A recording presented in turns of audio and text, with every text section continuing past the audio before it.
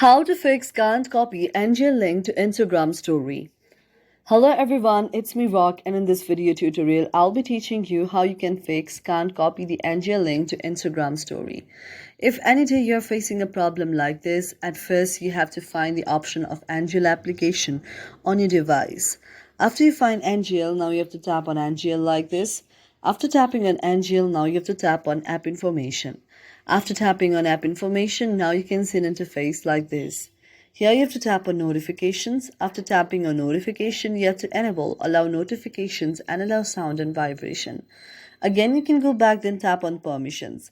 After tapping on permission, you have to allow the permission to notification and also allow the permission to the photos and videos. Now here you have to go back. Then after going back, now you have to tap on the option of set as default. After tapping on set as default, you have to enable open the supported links and then go back again. After going back, now you have to tap on the next option, that is storage. After tapping on storage, if you see the cache out there, you have to tap on the option of clear the cache and then go back again. Now here you have to tap on app details in store. After tapping on app details in store, now if you see the option of update out here, you can update your application, otherwise your problem is solved. Thank you for watching our video, and if you really like it, do not forget to subscribe our channel.